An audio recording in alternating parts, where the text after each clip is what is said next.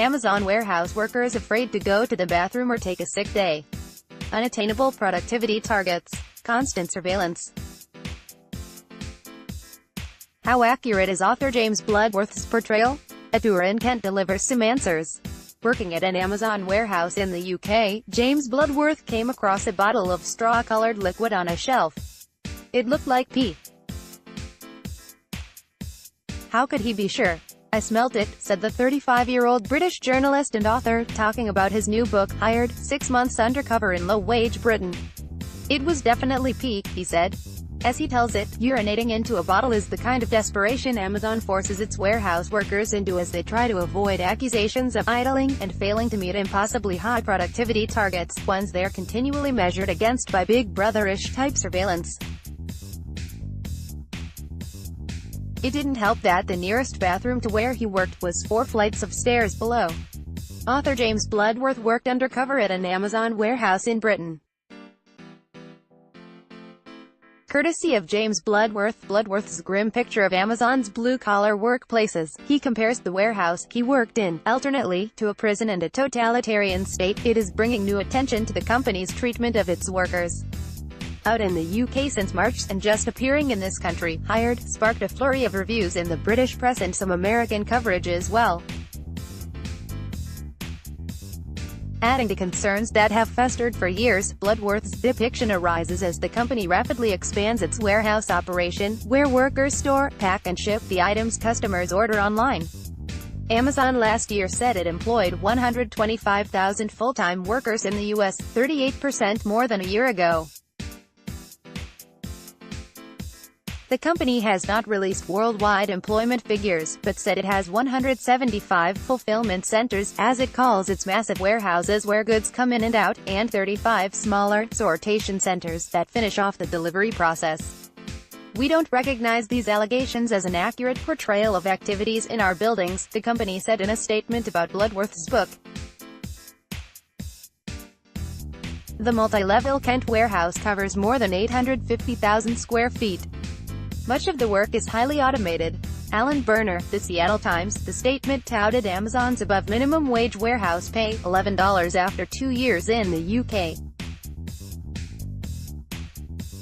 And an average $15 in the US, and benefits, including stock options for permanent employees. "We are committed to treating every one of our associates," the term Amazon uses for its warehouse workers, "with dignity and respect," Amazon added.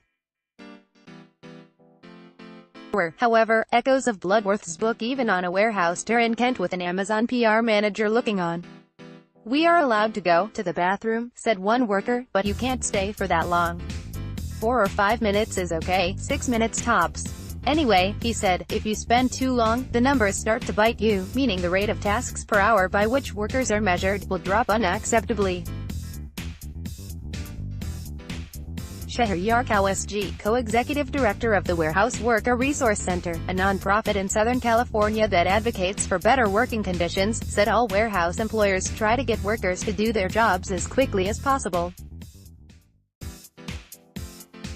But because of the way Amazon uses technology, he said, it's definitely a whole other level. Tracking every move. Bloodworth said he spent several weeks at Amazon in early 2016 working the requisite 10-hour shifts, 4 days a week, at a warehouse in the West Midlands countryside. Seeking to write about the plight of the working class, he also worked at a call center, as an Uber driver, on a building site and as a homemaid caring for the elderly.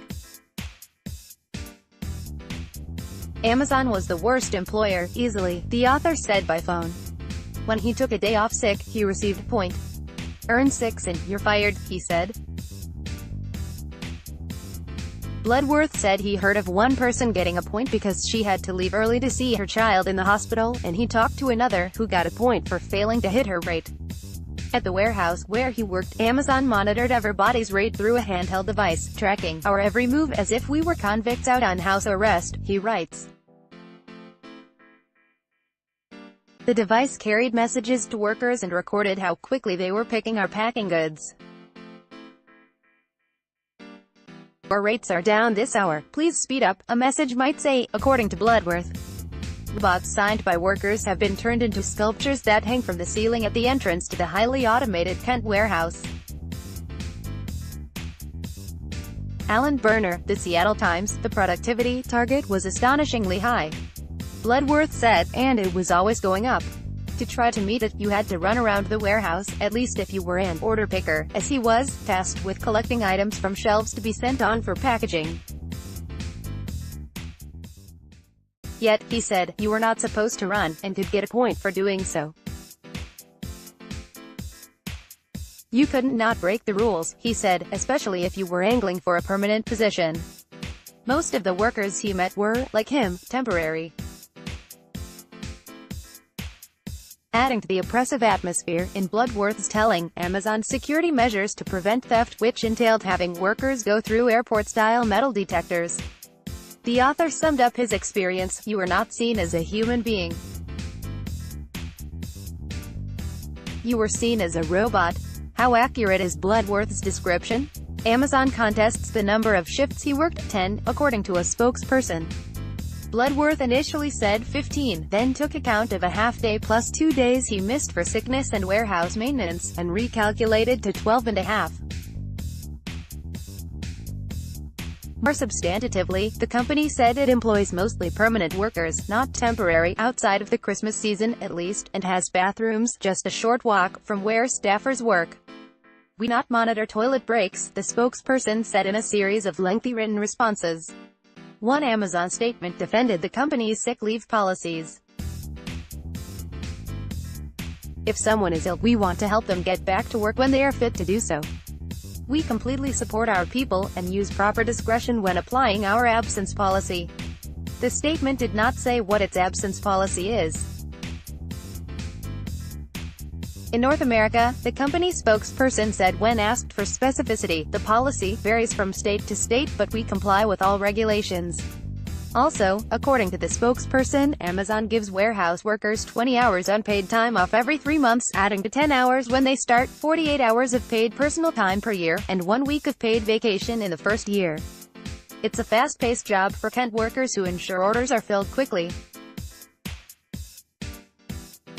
Alan Berner, The Seattle Times, regarding the targets that Bloodworth says bedevil and exhaust employees, the spokesperson wrote, as with nearly all companies, we expect a certain level of performance from our associates and we continue to set productivity targets objectively, based on previous performance levels achieved by our workforce. We support people who are not performing to the levels expected with dedicated coaching to help them improve. Bloodworth said he was chastised, not coached, when his numbers were down. Back in the U.S.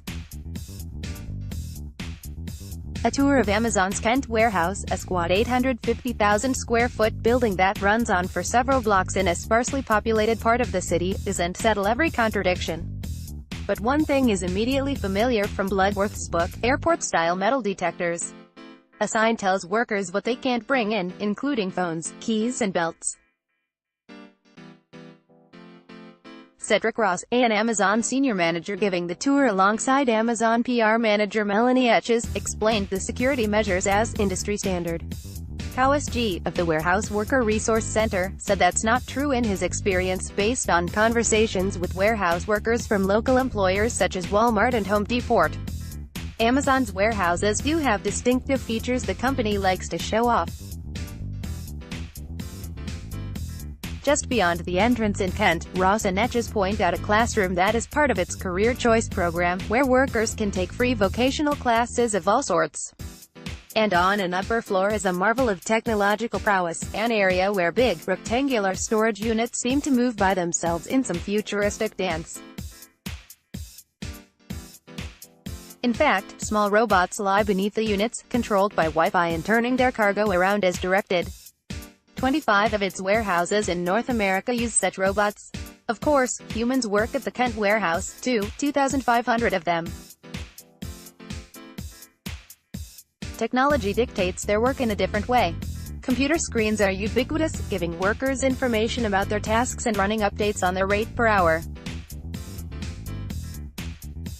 A game, as Etches described it, was taking place on a screen in front of one worker, who was picking items from storage units and placing them in bins for later packaging.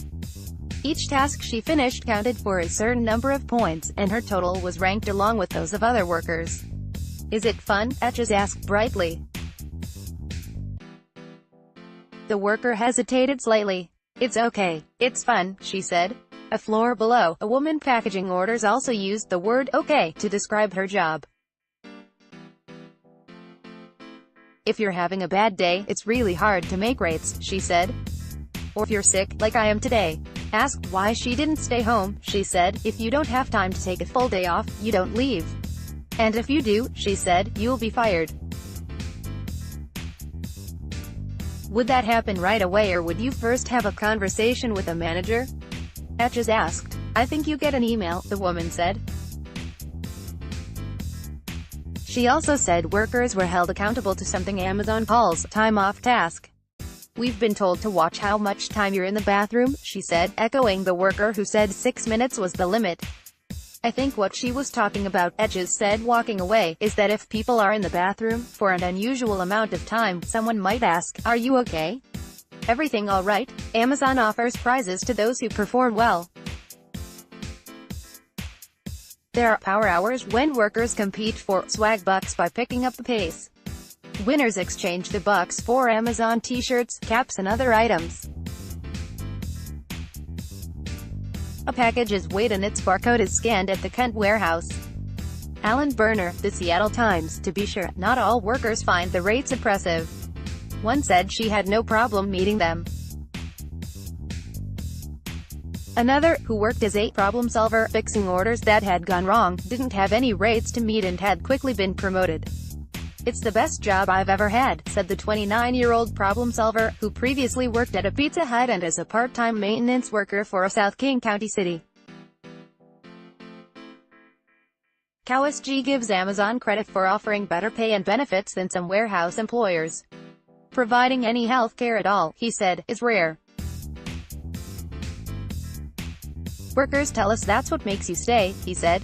He estimates he and his colleagues at the Warehouse Worker Resource Center have talked to about 50 Amazon workers in the last year, and have also heard stories of unattainable rates and surveillance, even of time spent in the bathroom.